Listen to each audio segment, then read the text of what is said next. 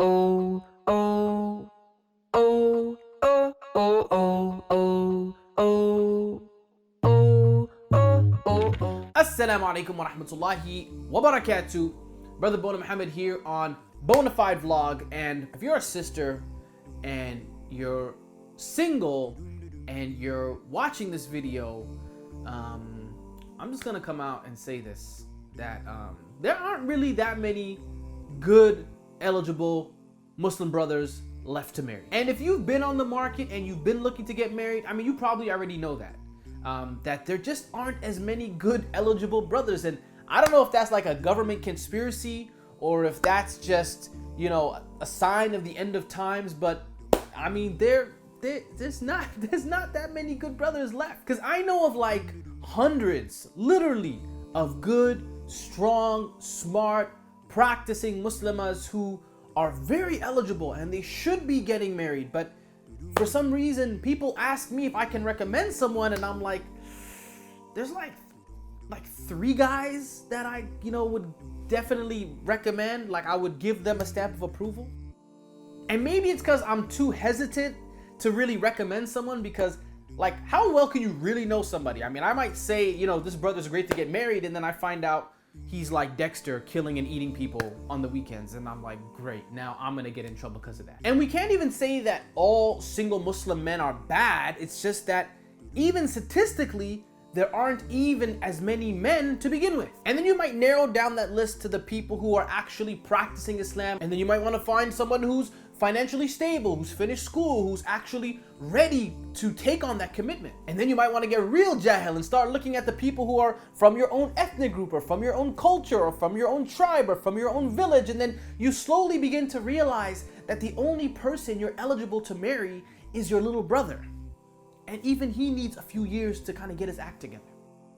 I think the term marriage crisis is probably pretty accurate at this point in time. And let's not even include sisters who are over 30, who might be divorced, who might have kids, who might be widowed, who might be converts. I mean, they are really not getting any love. And it's so weird for Muslims. The process of getting married has become so mechanical. We've removed really any emotional aspects to it. So when you're looking for your spouse, when you're looking to get married, it's like looking to buy a car. It's like you're looking for mileage, you're looking for what type of color you want, you're looking for things that sometimes are very surface based, but you don't really get to know who that person is. And I've attended a few of these kind of Muslim matrimonial events before in the past as a guest facilitator and as a speaker, and it's like really one of the saddest things you'll ever see in your life. On one side, you'll have like 500 strong, accomplished, smart, beautiful, intelligent sisters, and the other side, you'll have like 8 college guys who thought there was gonna be free food, and that's why they showed up. But in their defense,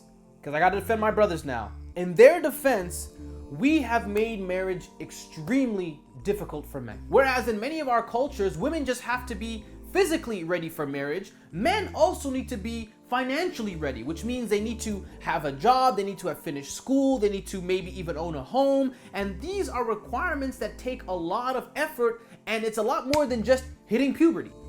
And we all know that some of our parents are not very, what's the word I'm looking for? Not very reasonable when it comes to helping to accommodate marriage, even at a younger age. But you know what? I used to think that those families and fathers who were like super strict over their daughters getting married were doing something wrong, until I also had a daughter. And now as a father, I look at things completely different, because if some knucklehead off the street comes into my daughter's life and tries to take her away from my family and all the work and effort I've put into raising her right, tries to take her and run and have some secret nikah behind closed doors when I'm not there or I'm not invited, well, let him know there's going to be a secret janazah the next day for him as well. So I get it. It's not simple.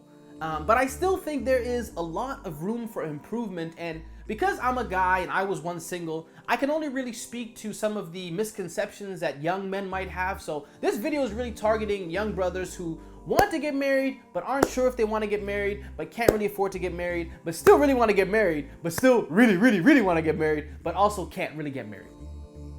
Firstly, my brother, let me tell you this, that you need to become realistic about what to expect when you get married. This means realizing that you might not be marrying a supermodel.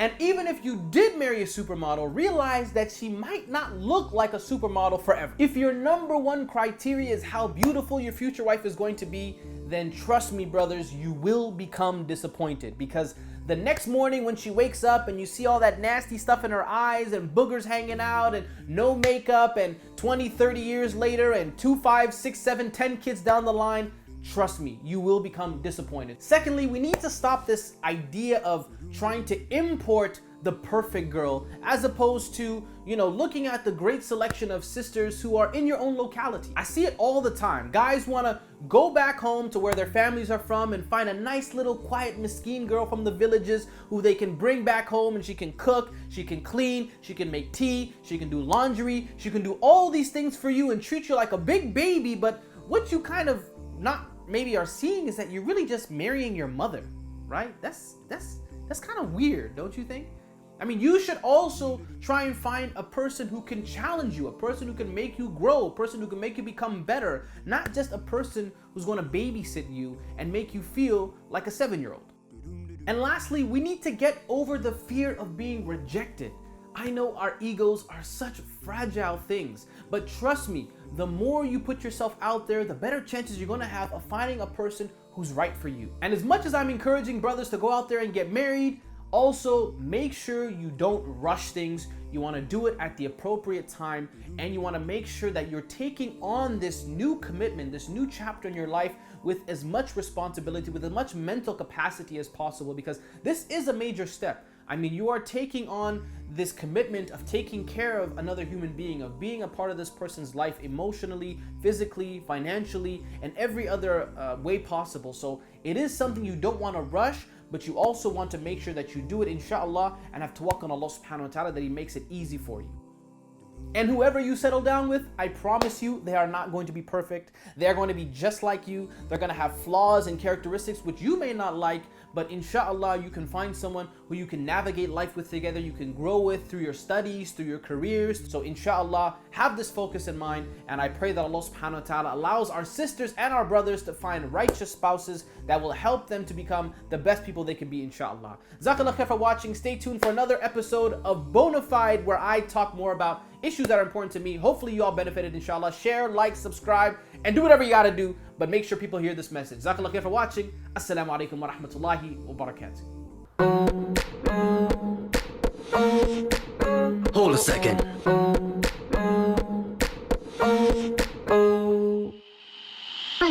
And hasad can be a very tired, or you're a traveler and you need a place to rest, or you're nursing